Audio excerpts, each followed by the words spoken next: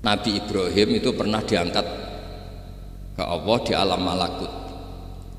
Di alam malakut, kemudian ini ada di kitab Hikam juz 2 halaman 4 yang di bab ini yang saya baca. Di cerita terakhir nih pun bantu pun sampai tak ngaji suwi-suwi ra mesti paham aduk sediluk. Nak sediluk kan dia alasan, kenapa ora paham? Salah Gus Pak mulangi sediluk. Lah nak suwi sampean ra paham malah ribet kan? Diulang suwi ra paham goblok tenan berarti kan gitu. Nah ini untuk menjaga harkat dan martabat niku ngajine sediluk mawon dan takoki malaikat. Kenapa ora paham? Salah Gus Pak ngajine sediluk. Jadi duwe napa? Alibi lah gak ada napa? Pembelaan. Nabi Ibrahim itu diangkat di alam malakut karena beliau seorang nabi melihat orang maksiat, ditanya sama Allah, ya Allah, itu orang-orang maksiat itu makan dari rezekimu, menempati bumimu dan semua fasilitas engkau bikin. Lalu menurut kamu gimana Ibrahim? Ya bunuh saja, matikan saja. Sama Allah dituruti. Melihat lagi ada maksiat yang berbeda, selalu Nabi Ibrahim usul itu dimatikan. Jadi Ibrahim pernah jadi garis keras lagi, keras sekali. Lalu suatu saat Nabi Ibrahim itu disuruh nyembelih Ismail. Disuruh nyembelih apa? Ismail.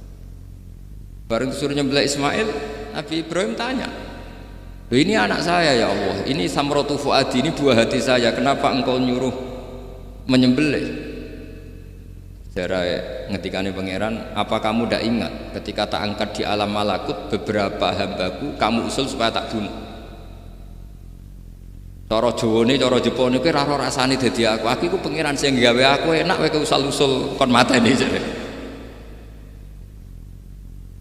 Saiki gentenan, saiki anakmu sembelih. Rumangsamu dadi pangeran gak sayang kowe. Kowe tak dadekno nabi ku kon dakwah ora kon mateni. Nabi Ibrahim nangis. Nah inilah perbandingan bagi kita. Sebenarnya saat kita benci maksiat, itu sebetulnya di hati kita itu tidak hanya maksiat, kita ada dak fairnya, plus itu dak orang yang terkait dengan kita. Jika misalnya mau wangkel, penyanyi sing piye mau wangkel, suatu saat penyanyi ku WA aku, mas aku ya gelem dadi bojomu, ilang mangkelmu. Jadi pecundang, kita ini sebenarnya pecundang. Nah, syukur-syukur memang makom kamu sudah tinggi, memang benar-benar benci karena maksiat, paribasane wayu gelembok rabi tetap mangkel. Tapi saya tidak yakin soleh-soleh seperti ini imannya sampai seperti itu, tidak yakin. Dan saya kalau yakin begitu berarti keyakinan salah itu salah dan bodoh itu, karena itu nggak terbukti. Makanya ini kitab baru kalian, kitab Hikam, karena ini acara ngaji Hikam kula waos sedikit mawon kula waos ini jawabannya Nabi Ibrahim ketika disuruh nyembelih Ismail teng halaman 4 juz 2. Allahumma hadza waladi wa samratu fuadi wa ahabbun nasi ilayya fasami aqailan yaqul ama tadhkurul lailah allati sa'alta fiha ihlaka abdi awama ta'lamu anni rahimun bi ibadi kama anta syaqiqun bi waladik. Jadi Ibrahim, anak kamu sembelih. Kata Ibrahim, ini enggak mungkin Gusti, ini buah hati saya, kenapa engkau minta ini tak sembelih? Apa kamu tidak ingat pernah mengusulkan saya menghabisi sekian hamba saya? Kalau kamu bisa sayang anak kamu, saya juga sayang hamba-hambaku, enak we. Mikir. Jadi makanya kalau suwon kita ini hidup harus insaf. Nak kira dia duit, iku yo mangkel tenan, loro tenan. Terus bojomu mbok kon sabar pas kowe ra ngekeki duit, iku yo ora fair. Wis ben-ben ngamuk. Satu kelihatan cerdas, memang kondisi nggak punya uang itu harus ditanggapi dengan marah, masa diapresiasi. Pinter mas kowe saiki dadi wong zuhud. Wah ya ribet kan, mas jos mas sampean saiki ra duwe dhuwit, sampean dadi wong zuhud, wong waroi. Tapi aja mati bareng saiki. Jadi sebetulnya Allah bikin emosi itu andaikan boleh dibahasakan wis dipikir. Walau la dafwahin nasa ba'dhum bi ba'd la fasadatil. Jadi bumi ini sebaiknya itu diisi dengan sekian perbedaan. Tapi tidak konflik, perbedaan dengan konflik itu beda. Saya ulang lagi, bumi ini sebaiknya diisi dari sekian apa? Perbedaan, karena justru itu bagus. Saya itu berkali-kali bilang, andaikan tidak ada pikiran kedua, ini dunia ini sudah rusak. Harus ada pikiran kedua. Misalnya ono wong kok terlalu apik mbek kanca, mesti bojone sambat. Wong gak men ngopi mbek kancane, ra tau ngapi mbek bojone. Tapi kalau ngopi mbek bojone terus, mesti kancane sing sambat. Wah, jok rabi lali kanca. Ribet. Manusa itu ribet. Kados kula dugi mriki ini hormat Gus Maksum. Nggih mungkin tok ganjaran. Tapi untuk dosa sithik-sithik ninggal pondok. Jadi ya sudah. Ya mau tidak mau karena memang hidup itu tidak banyak pilihan.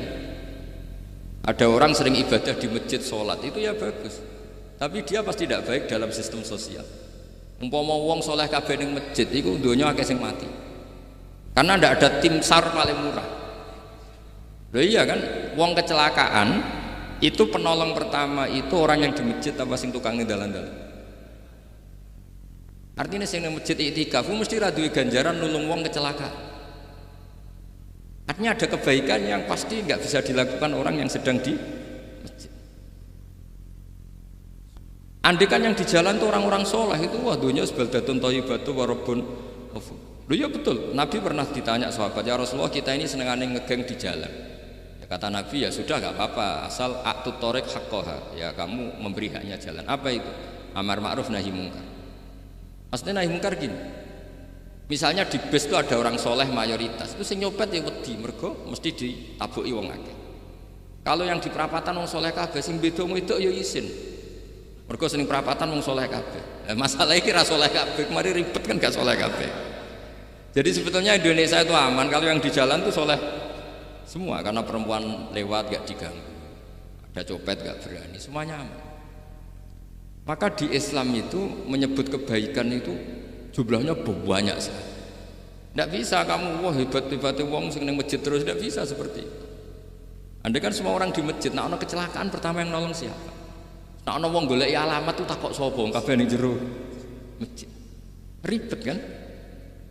Nah, makanya ini Quran bikin aturan wala taq'udu bi kulli siratin tu'iduna wa tasudduna an sabilillah. Yang enggak boleh itu duduk di jalan sambil mengganggu atau mengancam hal-hal yang baik. Tapi kalau duduk di jalan justru membantu hal-hal yang baik, maka ini disyariatkan oleh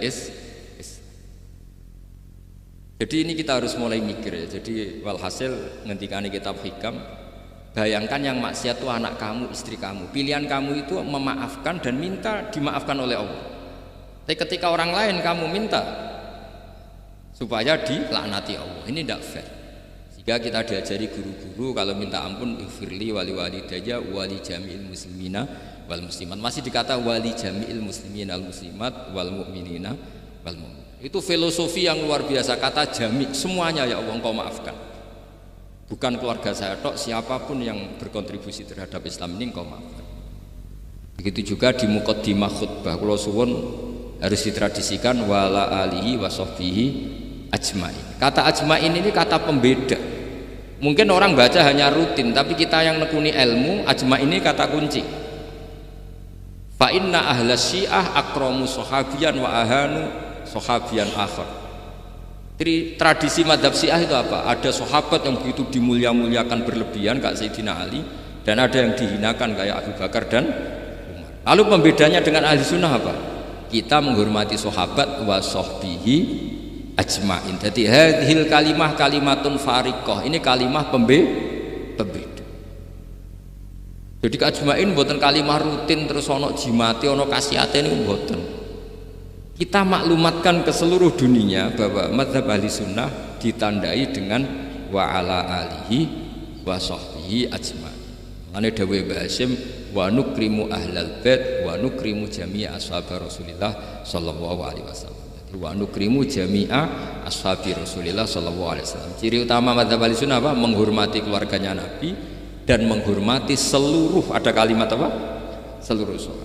Jadi kata ajma'in itu kalimatun fariqah atau kalimatul fasl. Kalimat yang membedakan mana mazhab Syiah dan mazhab Ahlussunnah apa? Itu kalau jenengan ngaji teng Gus Maksum napa teng Kiai Haji Maksum di antara mazhabnya sinten? Nabi Ibrahim yang diceritakan Abdul Hasan apa? Asyadili, kebencian kepada maksiat, kita semua pasti benci maksiat.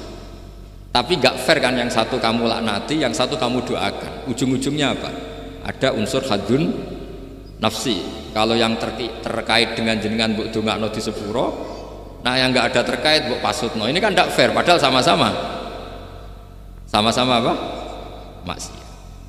Kalau suwon polemik tentang ketentuan gimana hukumnya ziarah kubur, ya hukumnya baik karena mendoakan atau memintakan ampun untuk yang mati.